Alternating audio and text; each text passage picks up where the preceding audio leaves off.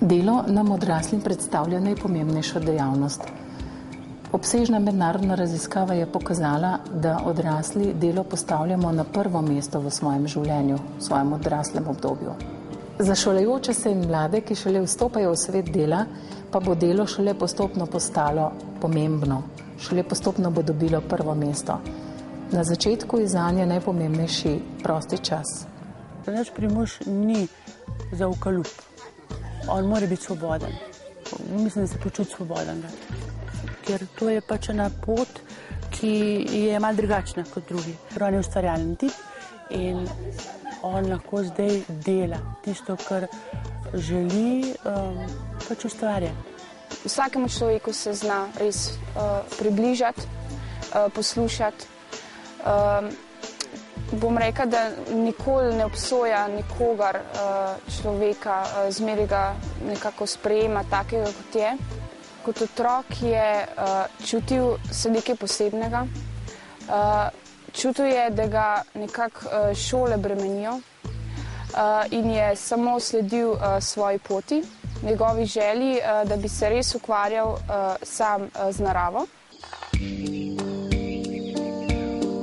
Eno ključnih spoznanj strokovnjakov pri raziskavi o pomenu, ki ga ima za posameznika delo, ne glede na okolje, kulturno in versko pripadnost, je bilo: le delo, ki ga doživljamo kot tisto, ki nam bo omogočilo uresničenje osebnih potreb in vrednot, bo lahko postalo vir resničnega zadovoljstva.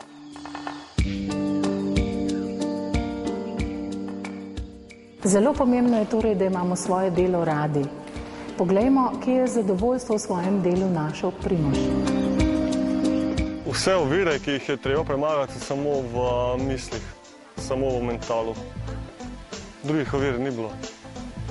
Dokler sem razmišljal oziroma sledil to ustaljeno pot, nekako nisem najdel tiste ta prave energije.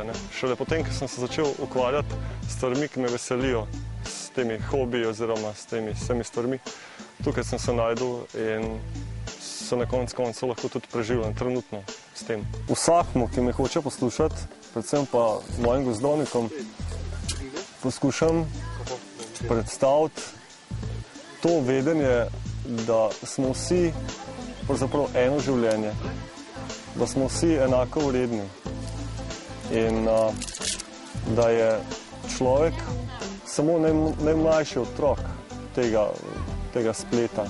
Medtem ko narava, ta naša zunanja narava, to, kar mi imenujemo narava, je pa starejša in svoje zakone veliko bolje obvladuje, zato je v njej ta modrost, to, ki jo iščemo in se poskušamo od nje učiti.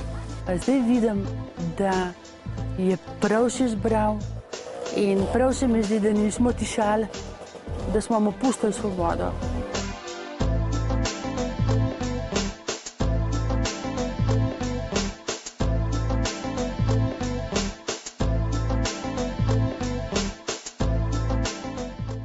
V zgodnjem obdobju kariere, to je razvoja naše poklicne poti, je tudi zelo pomembno, kako se bodo posamezniki znašli med pričakovanju, družine, okolja in lastnimi načrti.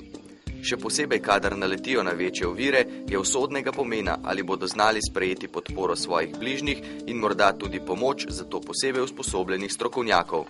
V okolju, kjer se počutimo sprejeti, varni, bomo našli moč, da bomo premagali še tako močno oviro. Poglejmo, kaj se lahko naučimo iz Robijeve zgodbe.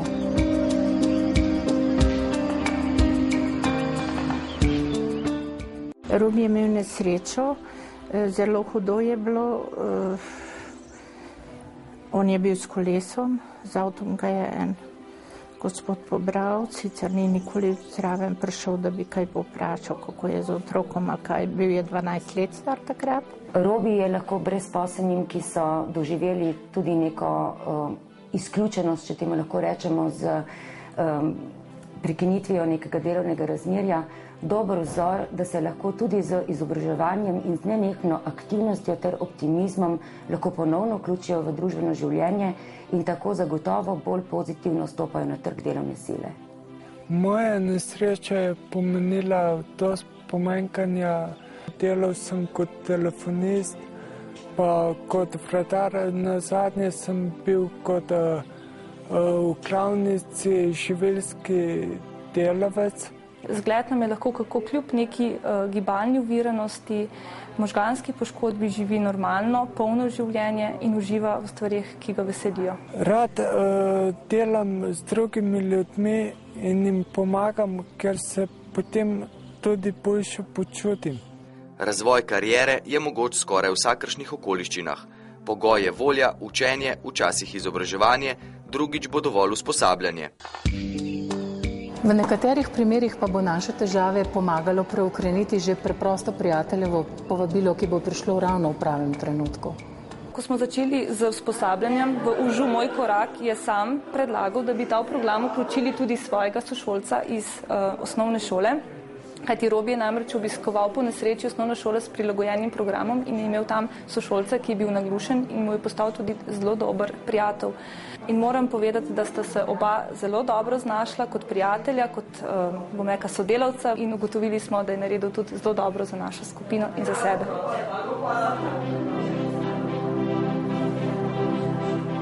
Malo ga tudi spodbujamo in to vidi, da smo veseli vsi. Voljo je me grozno.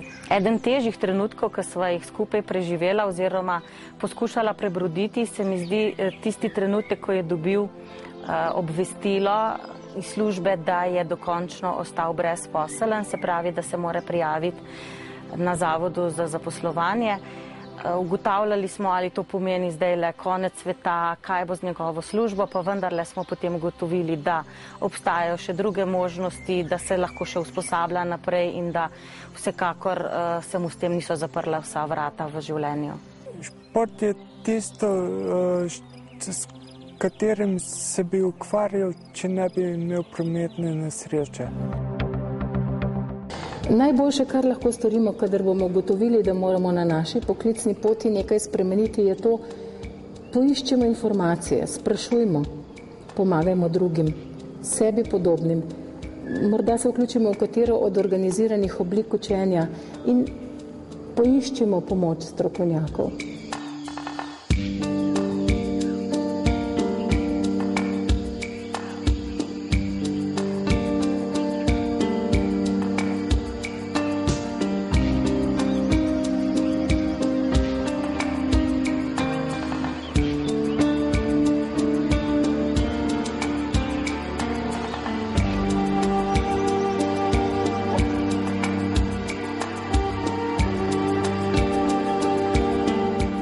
In kakšno je zame sporočilo zgodb, ki smo jim prisluhnili skupaj? Učenje je avantura. Raziskujmo. Šele na začetku poti smo.